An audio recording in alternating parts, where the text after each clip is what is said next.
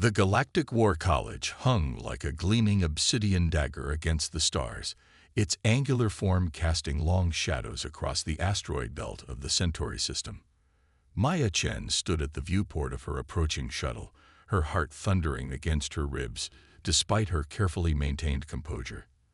The college represented the pinnacle of military education in the known galaxy. Its halls walked by the finest tactical minds of 1,000 species. And now, for the first time in its millennium-long history, it would admit a human. The shuttle docked with a gentle shudder, and Maya gathered her few belongings. Her crisp Earth Defense Force uniform felt suddenly inadequate among the swirling bioluminescent robes and crystalline armor of her fellow arriving students. A Velrani officer, their translucent skin rippling with patterns of light that indicated high rank, brushed past her with deliberate discourtesy. I wasn't aware the college had begun accepting pre-spaceflight species, the Velrani commented to their companion, voice pitched to carry. Maya kept her face neutral, a skill honed through years of being humanity's representative in alien spaces. Humanity had achieved faster than light travel only 3 decades ago, a mere eye blink compared to the millennia-spanning civilizations that dominated galactic politics. But in those 30 years, humans had earned a reputation that made the older races uncomfortable. They were unpredictable, adaptable, and possessed an uncanny ability to find solutions that more established species overlooked.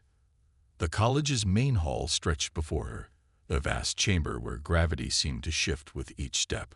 Holographic displays flickered between alien numerical systems, and the air itself hummed with the neural interfaces that connected students to the college's vast knowledge banks. Maya's own neural implant, a requirement for attendance, felt cold against the base of her skull. "Lieutenant Maya Chen," a voice like grinding stones announced. Maya turned to face Administrator Kex, a being composed of living crystal and metal. Their faceted eyes refracted light in complex patterns that Maya's implant translated as formal acknowledgement. "Your presence here is unprecedented. Thank you for the opportunity, Administrator," Maya replied, keeping her tone carefully respectful. "I hope to learn much from the college's wisdom." Indeed, Kex's crystalline form shifted, creating a sound like wind through glass. "You should know that your admission was not unanimous. There are those who believe humans lack the necessary perspective to understand true strategic thinking. Your species still fights wars over resources that could be easily synthesized, over beliefs that could be neurologically adjusted, over territories that are insignificant on a cosmic scale." Maya met the administrator's gaze steadily. "Perhaps that's exactly why we should be here. Different perspectives often lead to unexpected solutions, or to catastrophic failures." Kex gestured toward a hovering platform. "Your first tactical assessment begins immediately. You will join Group 7 in Simulation Chamber 3. They are studying the ongoing Nexus War between the hegemony of United Worlds and the Concordat of Free Systems. The Nexus War. Maya had studied it extensively before her arrival, a conflict that had raged for over 2 centuries, consuming thousands of worlds in an ever-escalating arms race between 2 political philosophies that had grown too powerful to coexist. The hegemony believed in unified control, centralized power, and the subjugation of individual will to the greater good. The Concordat championed independence, diversity, and the right of each species to develop without interference. Both sides claimed to fight for peace. Both sides had committed atrocities in its name.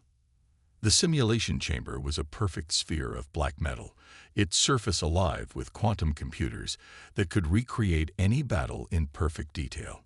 7 other students waited inside. A Velrani strategic officer, 2 quantum collective nodes, a Meridian Warmaster, and 3 beings Maya's implant couldn't fully classify. They regarded her with expressions ranging from curiosity to obvious disdain. A human. The Velrani officer from earlier stood at the chamber center. "This simulation deals with conflicts spanning hundreds of star systems, temporal warfare, and 11-dimensional space. How do you expect to comprehend even the basic principles involved?" Maya stepped onto the platform, feeling the neural interface connect with her implant. Information flooded her consciousness: star charts, battle reports, weapon specifications, psychological profiles of key commanders.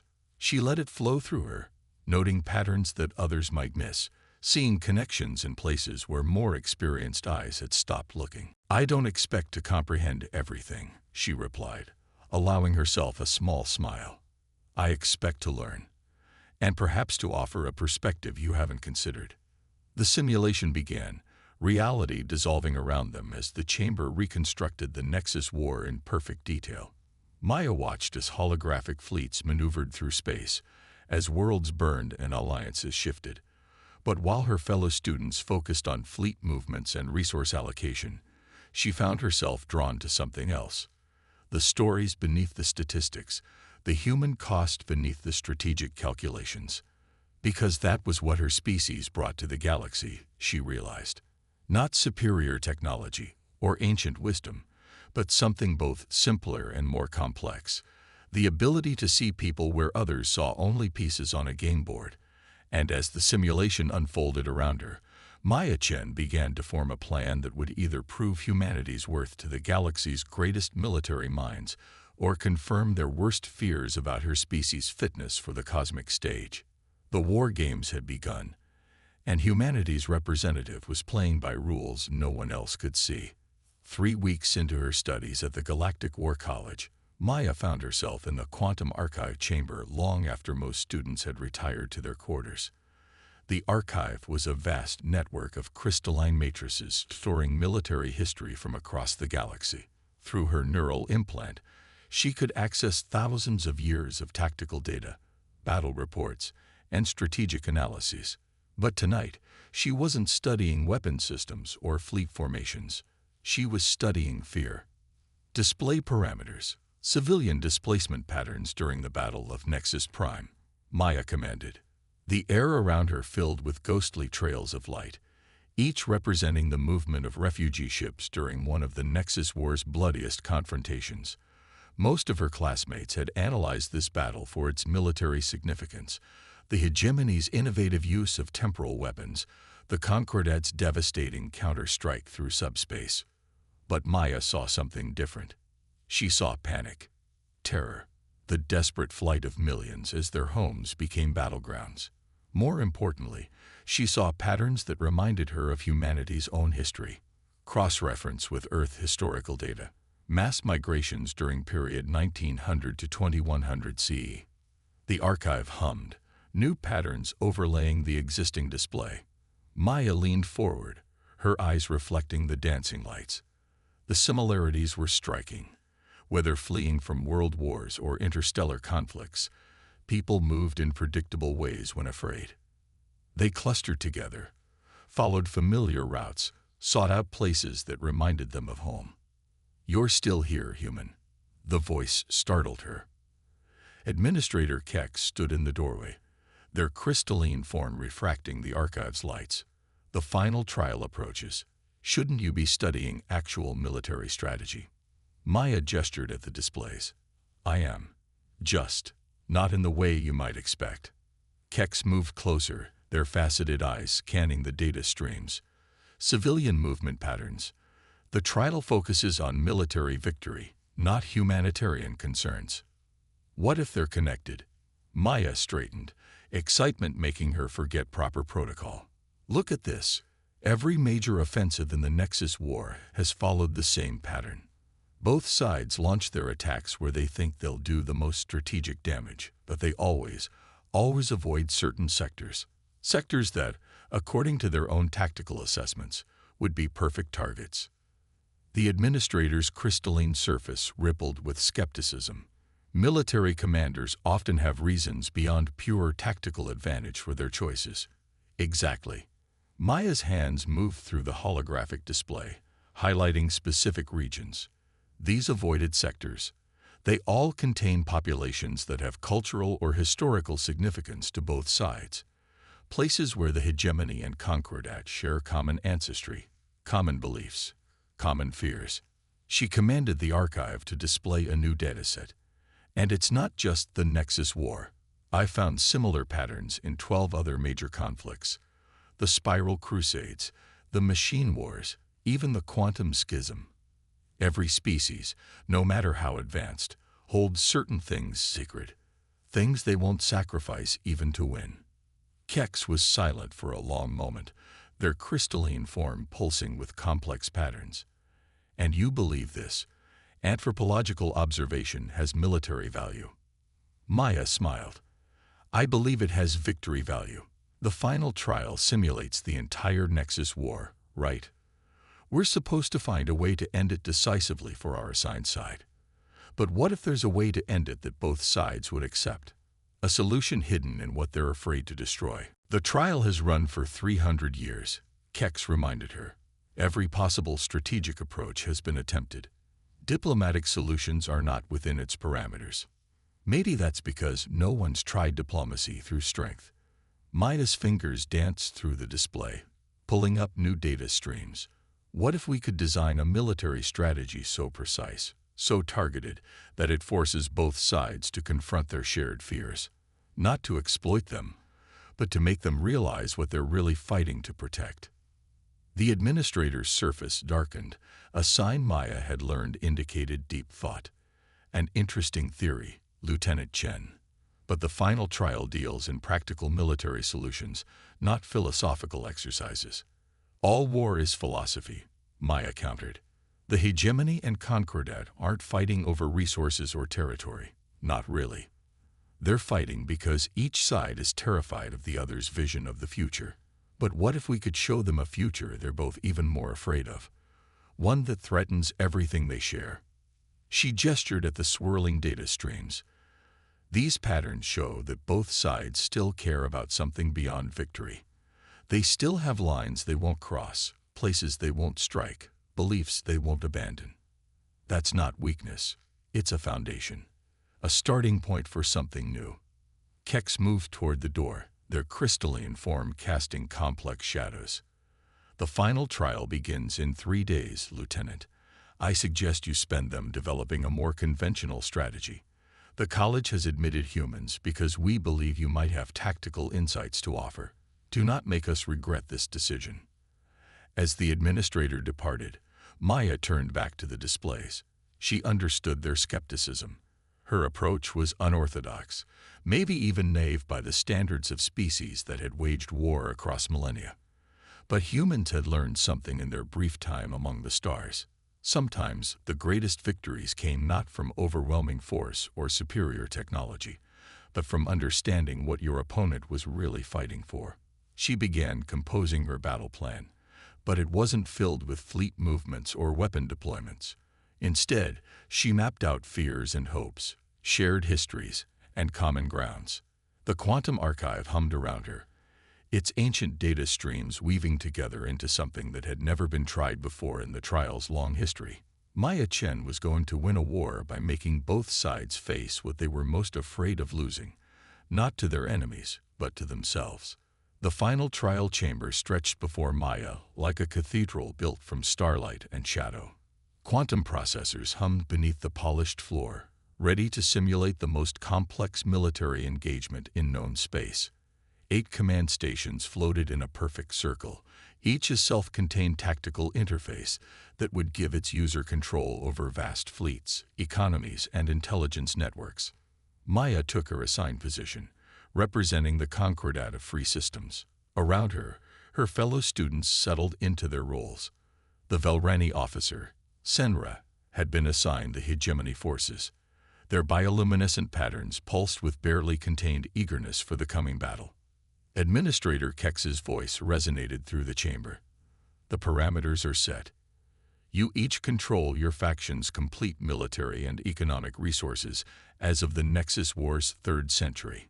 Your objective is to achieve decisive victory within the simulation's temporal limit of 1 standard year. Begin. Reality dissolved around them as the simulation engaged. Maya felt her consciousness expand as her neural implant connected her to the Concordat's vast network of ships, stations, and intelligence assets.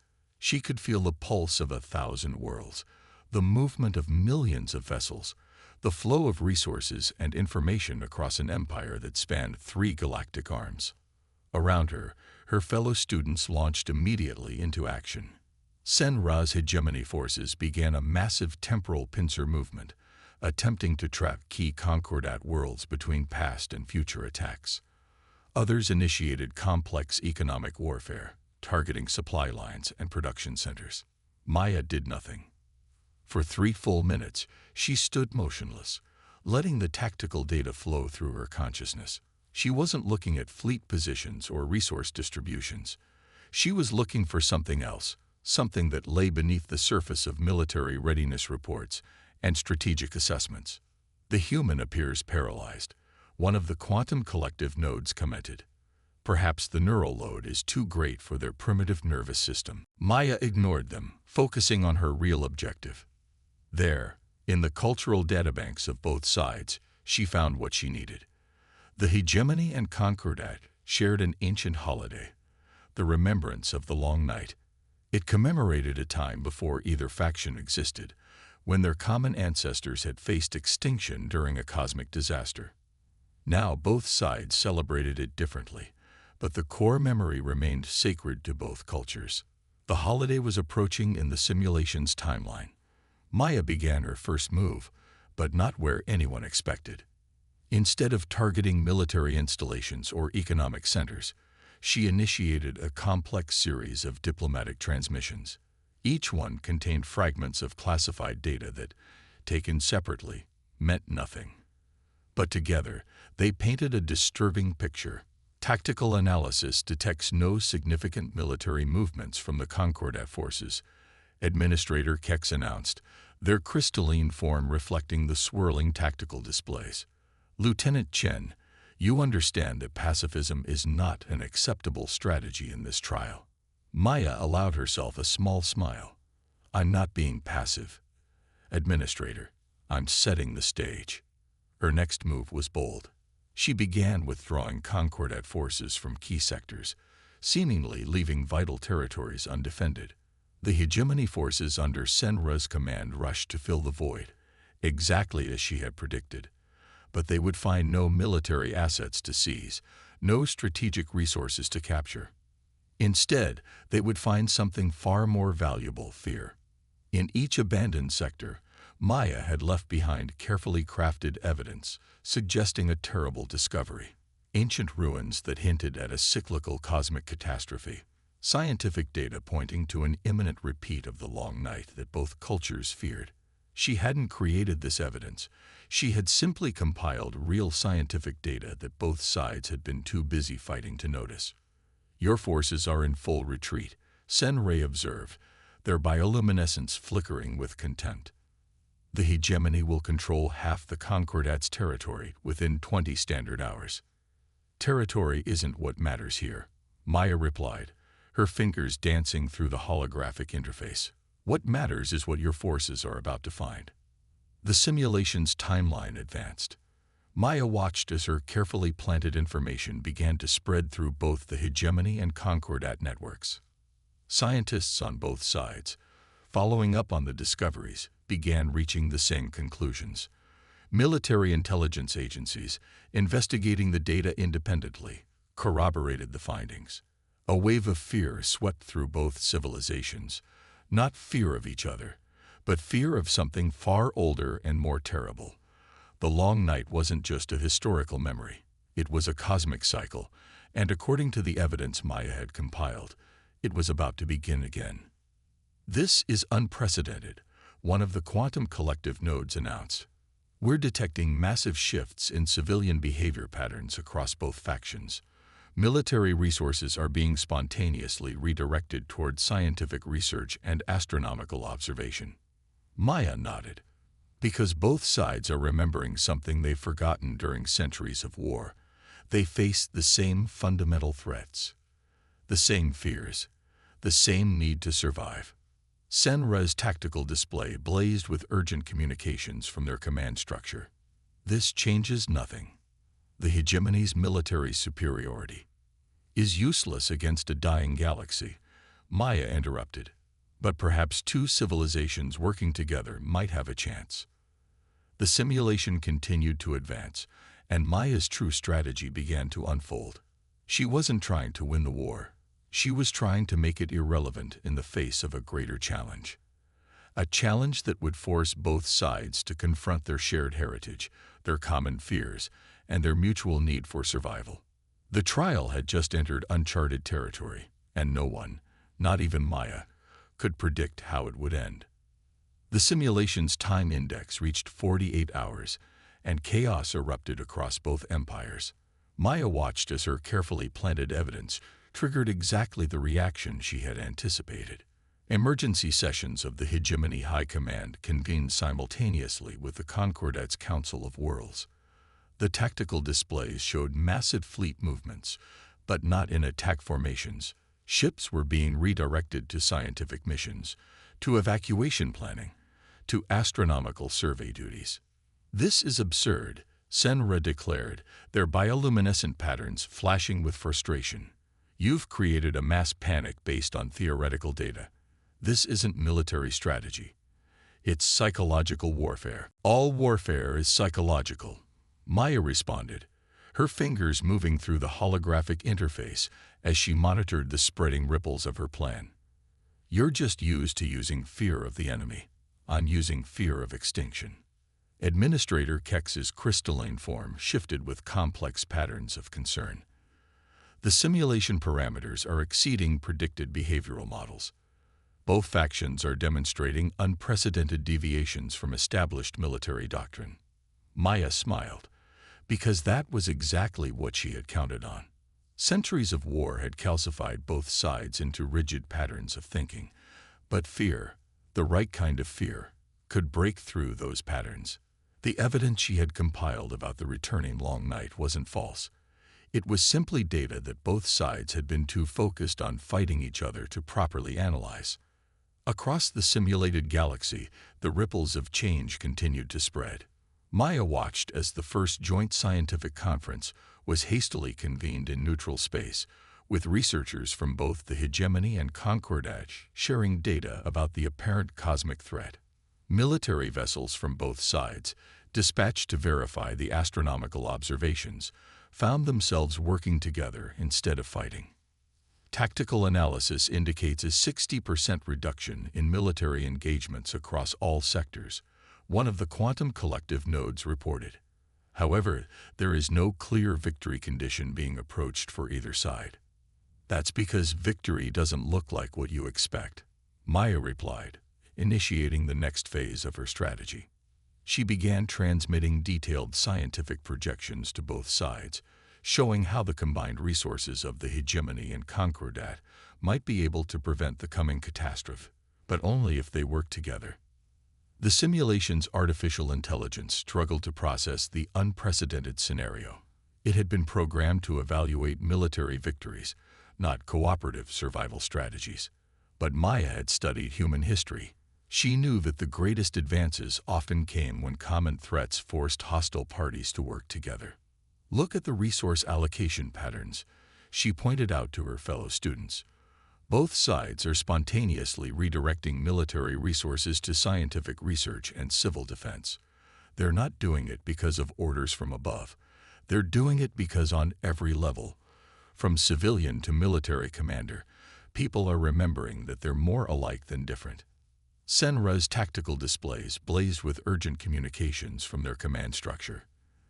The Hegemony's military leadership was fracturing, with some commanders insisting on continuing the war, while others demanded resources be redirected to studying the long night threat. "You're creating chaos in the command structure. This is completely against military protocol." "Exactly," Maya said quietly, "because sometimes you have to break the chain of command to forge new chains of cooperation." The simulation reached its 72nd hour, and the changes became impossible to ignore. Civilian populations on both sides were demanding action against the cosmic threat. Military vessels sent to patrol borders found themselves instead escorting scientific missions.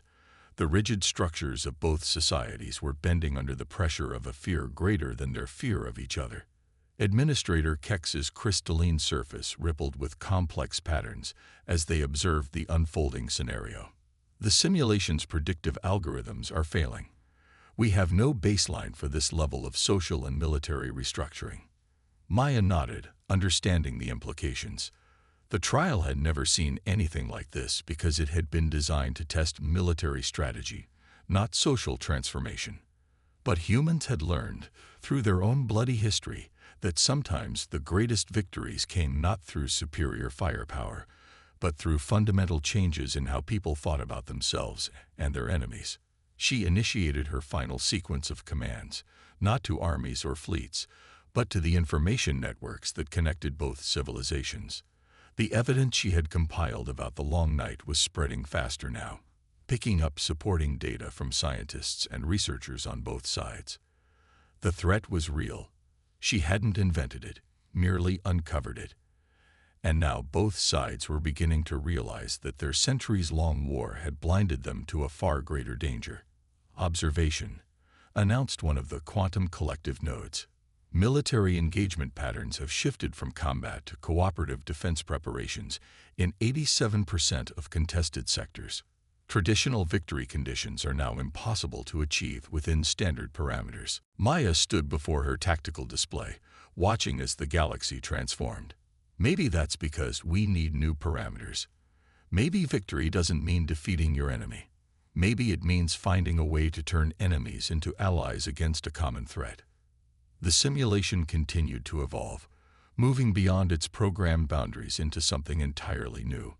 Maya had not just changed the course of a war, she had changed the very definition of victory. And as the tactical displays showed more and more signs of cooperation replacing conflict, she wondered if perhaps humanity's greatest contribution to galactic civilization would not be their technology or their military prowess, but their ability to see solutions where others saw only endless battle. The final trial had run for 120 hours, far longer than any previous iteration.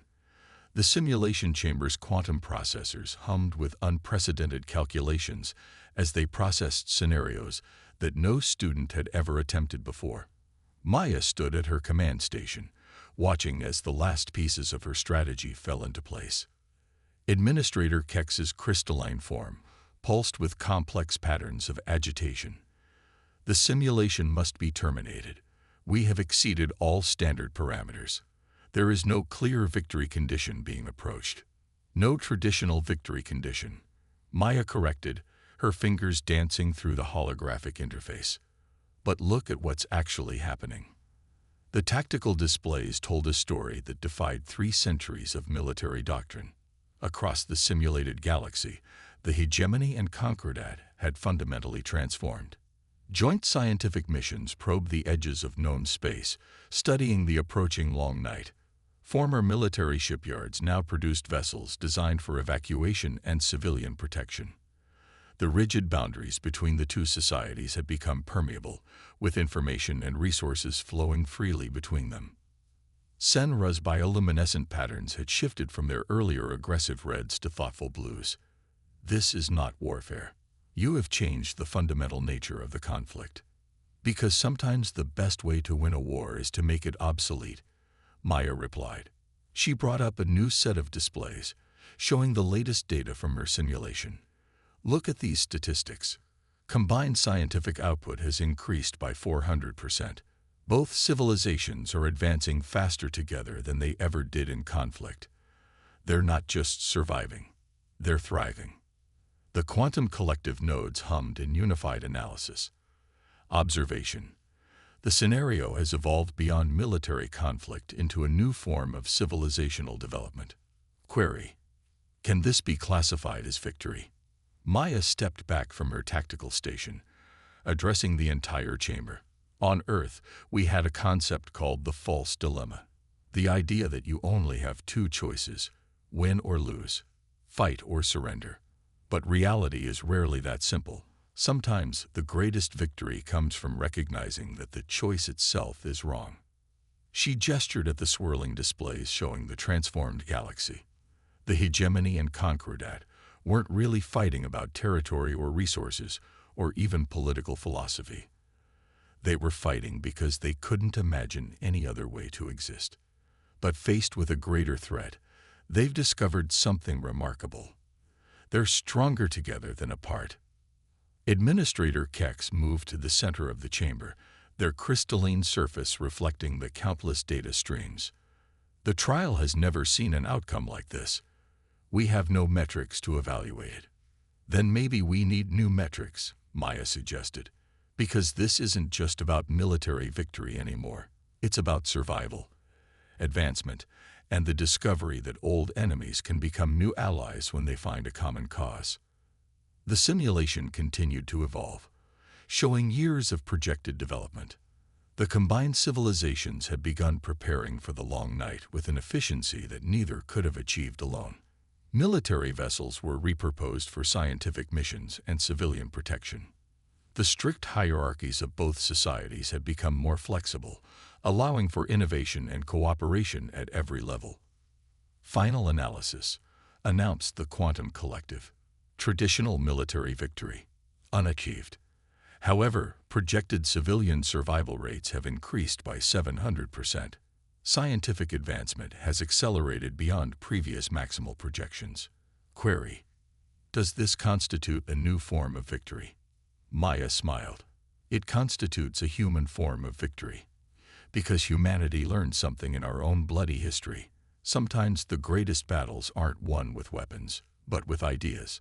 Sometimes the best strategy isn't to defeat your enemy, but to turn them into something other than an enemy. Administrator Kex's surface shifted through complex patterns before settling into a clear crystalline clarity.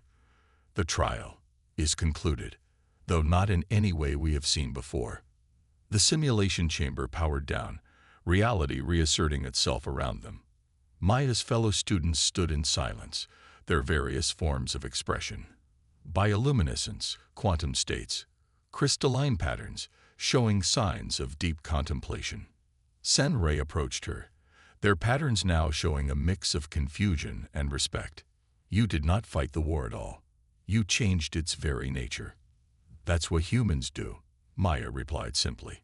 We look at impossible situations and imagine them being different. Sometimes that's our greatest strength, not our ability to fight wars, but our ability to find ways to end them. Administrator Kex's voice resonated through the chamber. In 3 centuries, the trial has never seen a solution like this. You have not achieved victory as we define it, Lieutenant Chen.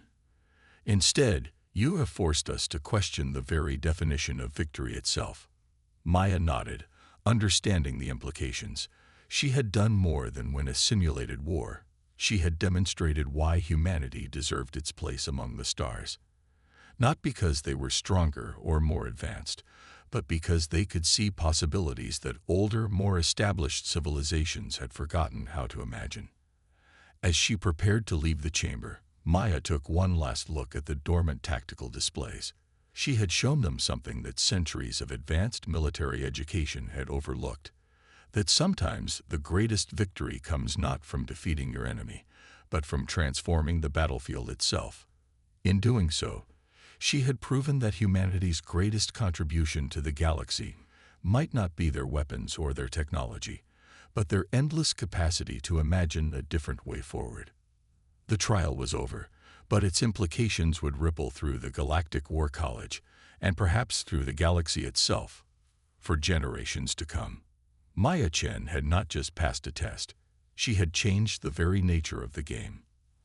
And in doing so, she had shown that humanity's place among the stars was not just earned, but essential for the evolution of galactic civilization itself.